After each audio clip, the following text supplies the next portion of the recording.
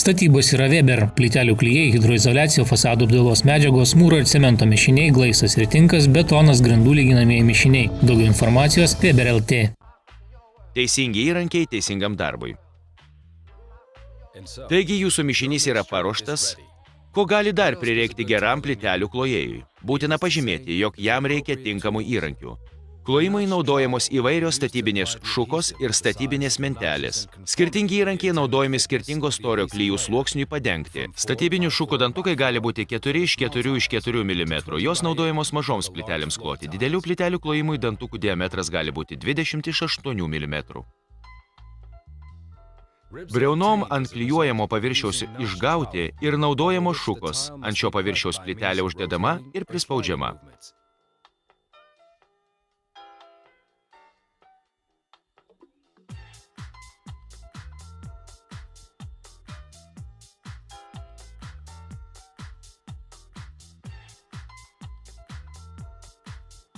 Plytelė spaudžiama nedideliais sukamaisiais judesiais. Reikia, kad bent 50% klijų liktų ant blogosios plytelės pusės.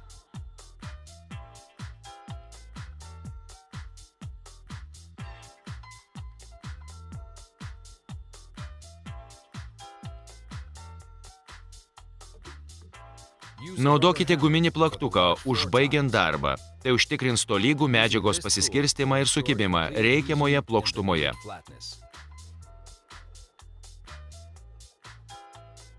Laikas – vienas iš pagrindinių faktorių, kad klijuojami paviršiai gerai sukibtų.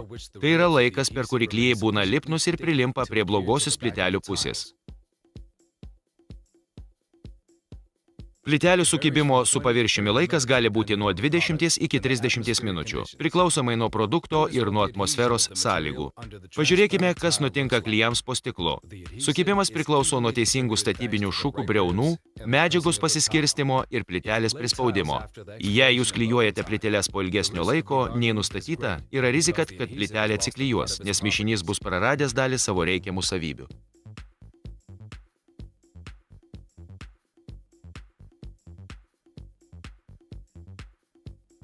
Kuomet jūs klojate didelės plyteles didesnės nei 700 kvadratinių centimetrų arba prailgintas plyteles, o ypač klijuodamas ant grindų, jūs turėtumėte užtepti klijų ir ant blogosios plytelės pusės. Tai veikia kaip amortizatorius, nepaisant to, kad klijai jau yra padengti ant paviršiaus. Tai žymiai padidina sukibimą su paviršiumi ir apsaugo plytelę nuo pašalinio poveikio. Jūs galite kompensuoti paviršiaus nelygumus, užtepant storesnį klijų sluoksnį, kuris gali būti iki 10 mm. Tačiau turite paskubėti, nes turite tik ribotą laiką teisingai pritvirtinti plyteles. Turėtumėte pasitikslinti instrukcijoje ant įpakavimo, kiek tiksliai laiko turite pataisimui. Kuomet naudojate klijus atsparius plytelių slydimui, turite vieną privalumą, kad plytelė niekada nenuslys. Tai palengvina jūsų darbą, ypač kai klojate plyteles nuo lubų iki grindų. Palengvinimas. Jūs galite naudoti plastikines jungiamasias dalis tam, kad suvienodinti tarpus tarp plytelių.